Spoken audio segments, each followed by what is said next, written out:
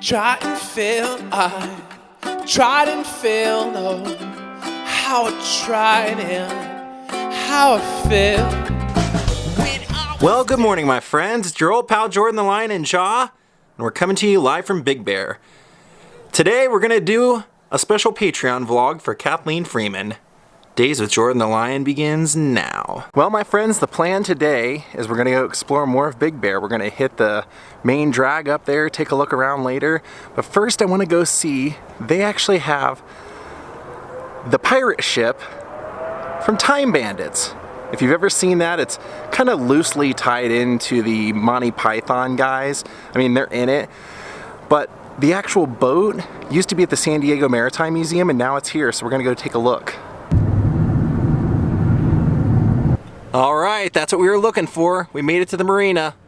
Well, we made it over here, and they actually do tours on this pirate ship. You can see the banner up there.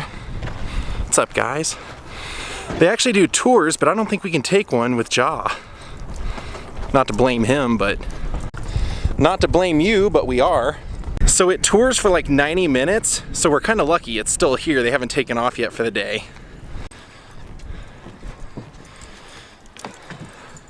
As you can tell, this is where you rent your boat if you want to rent a boat. I wonder if this is the owner of the pirate ship. Oh, there it is, all the way down at the end. There it is. Looks different than in the movie. Definitely. Well, like I said, it definitely looks different than in the movie. Unless I'm thinking of the wrong boat, because I've seen this movie, Time Bandits, a handful of times. It's kind of wacky. The best way I could describe it is if you've ever seen the movie Monster, what is it? Little Monsters with Howie Mandel and Fred Savage. Almost the same style of movie. Basically like a little boy, these creatures are like his play toys in his closet come to life and take him on an adventure.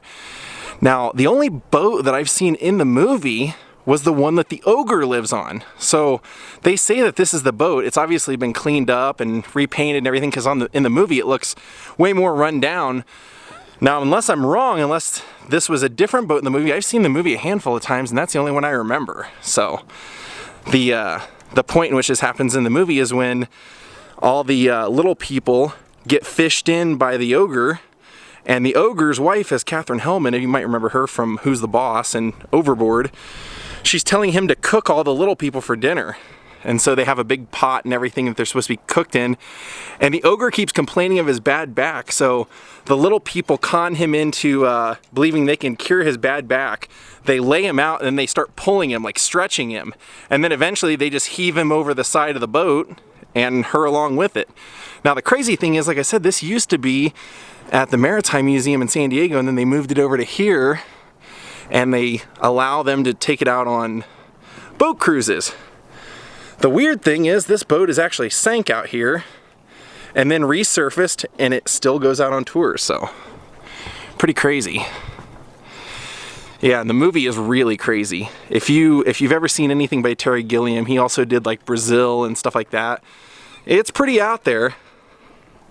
Now if I'm wrong, somebody correct me, but I'm pretty positive this was the only boat in the movie, so. And it looks way different. Way, way different. Alright, I think John and I are going to get out of here. Like I said, I don't think we can take the tour because of him, but maybe someday.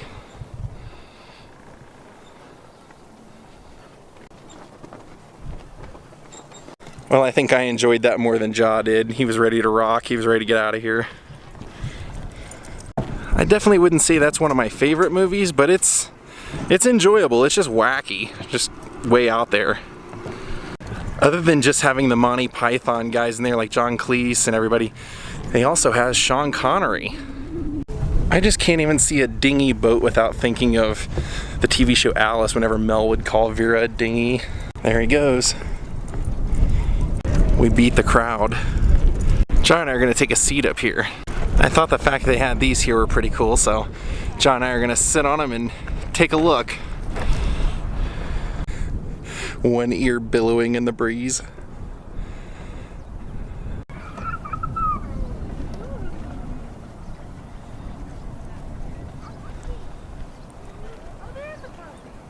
Well, it's pretty windy out here, so we're gonna take off and go to our next stop.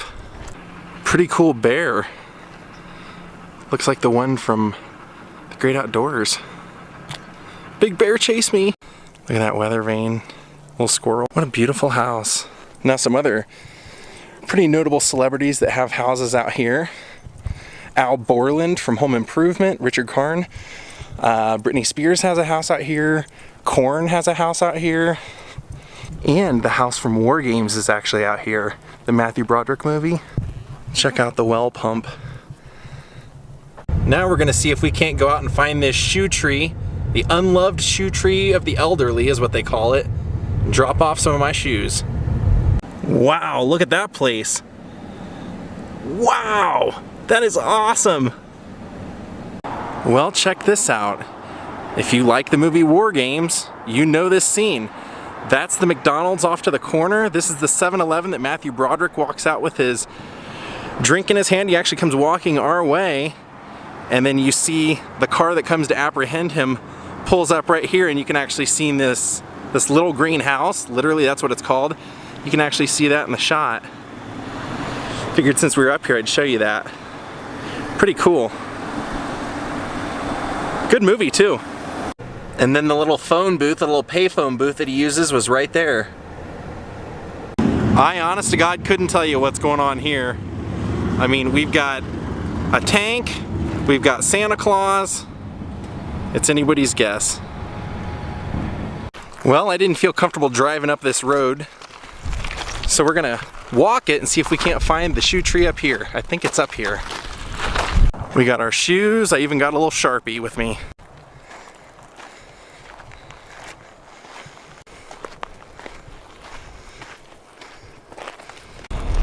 Just fun to be out in nature. I'm guessing because of how many different complaints and things they had with people throwing shoes up there, it might be gone. Well, the bad news is that we looked and looked and looked and couldn't find that tree. The last update was about 10 years ago, so I'm guessing the tree might not be there. But this is actually supposed to be a lake, and it's all dried out completely. Well, I tell you, I completely gave up on the shoe tree. I had one map location that I could find online that said where it was, and I couldn't find it there, so I gave up. But then I went back into town, and something told me, go look again. So I went about a mile, or maybe even 2 miles further down the road than where I had been, and I found it. I'm gonna go show you guys. Now, the reason that I knew I must be somewhat off is because where I was at wasn't matching up the background with the pictures that I could find. You can tell they've pared away a lot of the trees, or I mean a lot of the shoes that were in the tree, and they probably will again, but we're gonna leave a few. And you can see some randos laying around here all over the ground. Some don't even have laces, which makes me wonder why they're even here. Well, I'm gonna write our channel and Jaw's name on here, tie them together and sling them up there. And I'm gonna throw this guy's back up there too. All right, they're ready to go. Jaw, you wanna throw them or should I throw them? I'll throw them.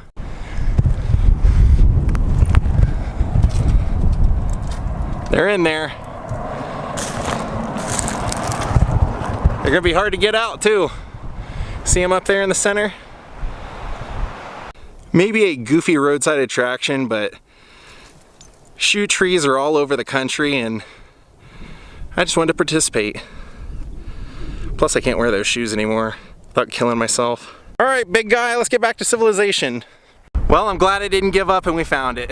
That's pretty awesome.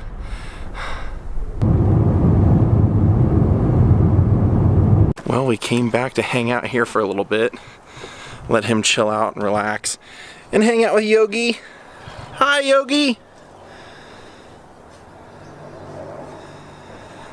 The buddies.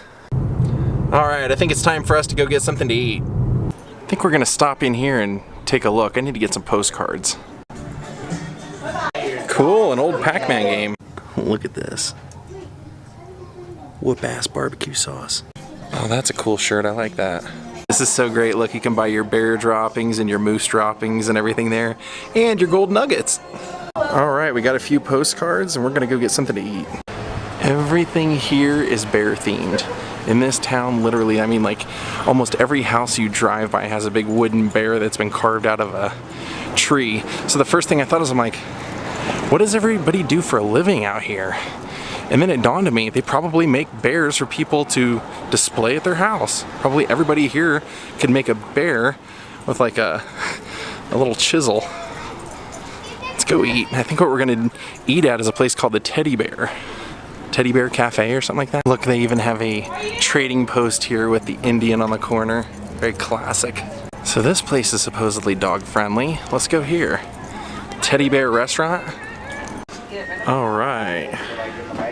So I looked at their top 10 and I decided on the homemade chicken pot pie, but I kind of like laughed when I saw the Teddy Bear Benedict, because I had seen an interview with Anthony Bourdain where he was saying that the smell of hollandaise sauce to him was like the smell of failure, because he had made so many brunches in his life that he felt like if every time he smells hollandaise sauce, he feels like he could be back in the kitchen making that any day.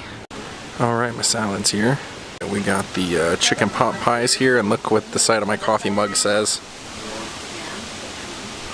I eat teddy bears for breakfast. The food was really good. I'll be honest, I enjoyed the food more today than I did Saucy Mama's, honestly. One thing I don't care for Big Bear about, the tap water. Every time they've served me tap water, it tastes horrible. I think it's probably like well water or something. And just randomly, they have these ski lift chairs that you can sit down and hang out in. Well, I was gonna try and walk around a little bit more, but Jaw's not having it. He keeps turning around when to go back to the car, so I guess we're done. That's okay, he's had a pretty full day. Alright gang, we're gonna call it a day. I want to thank Mark Allen and Teresa Underwood for joining Patreon, and Kathleen Freeman, I hope you enjoyed this vlog. Have a great night and goodbye. All seem to come together. Happy now, thanks for the failure. It all seems to come together. Happy now, thanks for the failure.